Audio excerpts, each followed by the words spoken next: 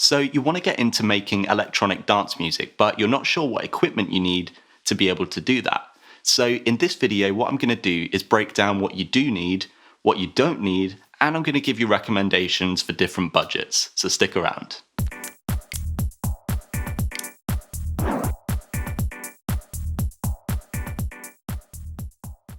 Hey, how's it going, guys? It's John Holt here from The Audio Journey, helping make music production accessible to all. And here on this channel, what I do is a variety of music production tutorials, mainly focused towards beginners and beyond. So if that's something that you might be interested in, then definitely consider subscribing. So if you want to go and check out any of the gear that I'm talking about in this video as you're watching, the links in the description below will let you do that. They're Amazon links for the US and the UK, so feel free to check that out. They are affiliate links. So if you do purchase through them, that gives me a small commission and no extra cost to you. And it's a great way to support this channel. And if you wanted to do that, I would really appreciate it. So let's dive into this list. I've got 5 things for you that I recommend picking up if you want to start making electronic dance music to get you off to the best start. So number 1 is something that you probably already have, and that's a computer. But the reason that I bring this up is just to clarify what specifications I recommend having to be able to make music on your computer. So first of all, it can be a Windows PC or it can be a Mac. It doesn't have to be one or the other. It can be whichever one you already have or whichever one you prefer. Secondly, in terms of storage, I recommend having an SSD or a solid state drive as opposed to a standard spinner hard drive. They're going to be so much quicker. Everything on your computer is going to run so much quicker. And most computers, apart from the latest Macs, you're actually able to upgrade. So if you do have a normal hard drive, for not very much money, you can upgrade to an SSD. And I promise you that's going to be like a new laptop or a new machine for you. It's well worth doing. I'll put a link in the description below to Crucial, which is a great site where you can put in what computer you have and it will give you SSDs and RAM which are compatible with your machine. And RAM is what we're coming on to next. I'd recommend having at least 8 GB of RAM installed. And again, this is just going to make sure that things run really nice and smoothly on your computer. I had an old 2012 Mac that had a spinner drive and 8 GB of RAM. I upgraded that to an SSD and 16 gigs of RAM, and it was genuinely like a new laptop. I bought it in 2014. It's now 2020, and that Mac is still going strong, so I cannot recommend it highly enough. So in essence, number 1, you just need a computer that's not running at snail's pace, that can handle running an application or two. Number 2, you're going to need some software on your computer to be able to make music. Now, the software that you produce music on is called a DAW, or Digital Audio Workstation. Now, examples of a digital audio workstation that you may have heard of include Ableton, Logic, GarageBand, Pro Tools, FL Studio. So let's look at which one is going to be the best for you to get started making electronic music. Now, the most common DAWs that people use to produce electronic music are Ableton Live, FL Studio, and Logic Pro X. And I'm going to go through why you might want to go for each one of those. I would personally recommend, though, Ableton Live Lite. The reason I say Ableton Live Lite is I'm going to show you how to get hold of a copy of that in step 4, and it's a really cost-effective way to get up and running with the software. If you wanted to go for something like Logic or FL Studio, you're going to have to pay for it, and I can promise you it's absolutely worth it. But if you're looking to save money getting up and running, then wait until step 4. And as I say, I'm going to show you a really easy way to get hold of Ableton Live Lite, which is an introductory version to Live, which is going to do everything you need it to for now. There are tons of tutorials on Ableton Live online, which is why I think it's brilliant, because there's so much resource for you to go out there and learn it yourself. So that's why I recommend Ableton Live Lite as the software to get started with, and that's point number 2.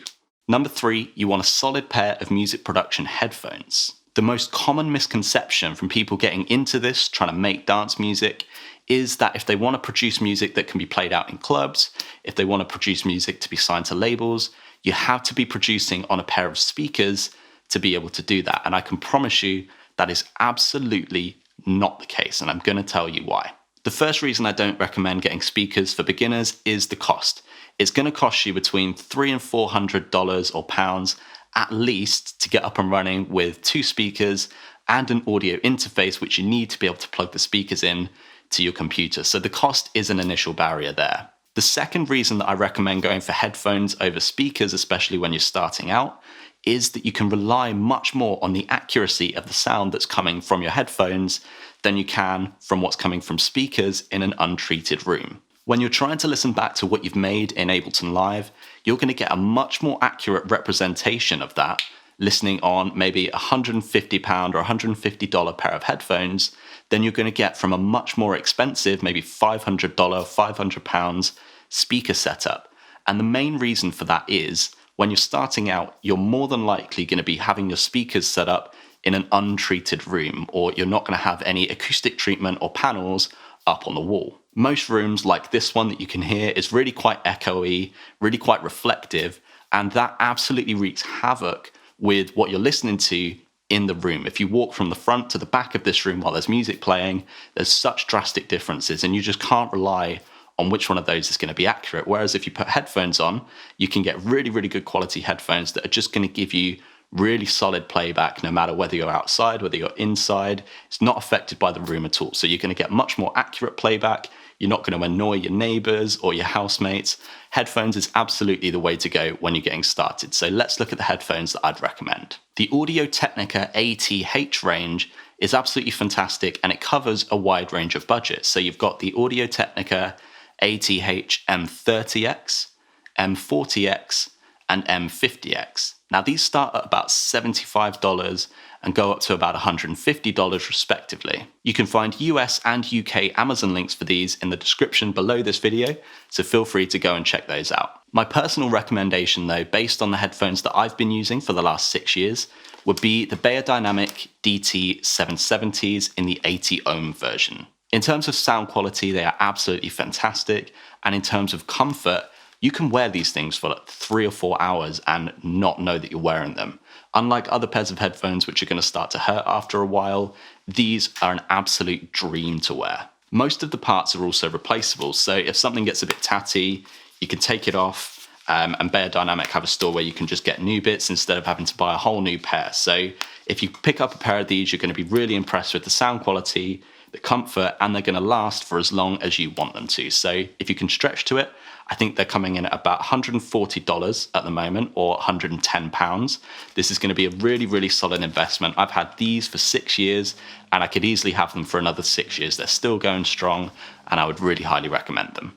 Number 4 is a MIDI controller. Now, when I say a MIDI controller, I mean these types of keyboards, or maybe the grids that you might have seen that help you control your software. Some people might say that it's not absolutely essential to have a MIDI controller in order to make music. You can just have a laptop and a pair of headphones and you're good to go. But there are a couple of reasons that I think it is valuable to get set up with a MIDI controller when you're just getting started. Number 1, if you've got an idea for like a drum pattern or a melody in your head and you're trying to draw it out with a mouse and keyboard, that can be really restrictive, especially as a beginner when you can't sort of transfer what melodies or drum beats will look like into MIDI. Whereas if you've got a MIDI controller, you can just set it recording, tap out your beat, and put it in. It's a much more sort of natural way of making music for me. Through the work that I've done teaching beginners, I've found that these really do open up people's creativity, even if they thought that was something they were slightly limited in. So having this is really, really expressive and really helps you get those ideas from your head down into the software. The second reason that I really recommend picking up a MIDI controller is that if you go for the right ones, you're going to get a fantastic software package with them, including what I recommended in step 2, Ableton Live Lite, which is a piece of music making software that comes for free with some of these MIDI controllers, which I'm going to talk about now. Now, the 2 main types of MIDI controller that you're going to see are MIDI keyboards, which look like this, like that, or you're going to see grid controllers, which are going to have just a bunch of these pads on them. They're square, like the Novation Launchpads, for example. My recommendation to you guys would be either the Novation Launchkey Mini Mark III or the Novation Launchpad Mini. They're both 2 great entry-level MIDI controllers, so let's talk a little bit more about why I think they're a great idea. In order to get set up with Ableton Live, as I mentioned in step 2, you're either going to have to go out and buy one of the versions of Ableton that are out there, starting at around $100, or you could go and pick up a Novation Launchkey Mini Mark III or a Launchpad Mini Mark III, and you're going to get a free version of Ableton Live with these. So you can pay either $110 and pick this up with Ableton Live, or you can go and get Ableton Live for $100 and be without a MIDI controller. So to me, it doesn't make any sense to do that. I think go for one of these. Even if you don't use it as much as you thought, you've basically just got Ableton Live for for a much better price. You've got a bunch of other bundled software with this as well, which just makes it, as I say, pretty much a no-brainer, I think. There's a list of different Novation MIDI controllers down in the description below with US and UK Amazon links, so definitely go and check those out. There's something for different budgets. I think you're going to absolutely love these. And finally, number 5, I recommend getting set up with some core sample packs. Samples are the building blocks of electronic music, so if you're making a drum beat or you're trying to find a vocal to work with, you're going to be using a sample to do that. And a sample in this context is simply an audio file, like a .wav file or a .mp3 file, that you can load into your software and then use to build your track. These samples are sold in packs, which are specific to the genre of music that you want to make. So, for example, if you're looking to get into making house music, then you can choose from a variety of sample packs, either jack-in house, deep house, tech house, minimal house, whatever you want to go for, and the samples inside those packs are going to be suited to that genre specifically. I'd recommend finding 2 or 3 well-reviewed sample packs in the genre that you want to make, picking those up, and then that gives you a really good starting place. So when you open up Ableton Live, you're not stuck with that sort of blank slate, which is going to be quite intimidating. You can go into the pack and you can find some inspiration in there, throw some bits in, and get going with a track that you know is going to suit the kind of genre that you want to be making. You can find these samples in lots of different places, but the ones that I would recommend, which I've linked below, are Loopmasters, which is a great library of sample packs, and also Sample Magic. So have a look through these sites, go through the sort of filter sections. You can go to genre at the top and go to the genre that you want to make. Have a listen to the demos. So there's demos of all the sample packs, audio demos that you can listen to. Find something that you think is going to be good for the type of music you want to make. Pick up 2 or 3, and they're going to be really, really good for you to get going with. Now, a bonus tip that I would have here for you is to check out Splice Sounds. I've been using Splice for a few years now, and it's absolutely brilliant if you just have an idea of a really specific sample that you want, like a certain type of riser or a certain type of vocal. You can go in and search in Splice, and you don't have to buy the whole pack in order to get that one sample. You can just pick out the individual samples you want. It costs next to nothing. I've done a video reviewing it, which I'll put just up on the card now, but that's another bonus one. It's not essential to get up and running with, but I find it really, really handy making electronic music, so I thought I'd mention it. There we go, guys. So let's just summarize those 5 really quickly.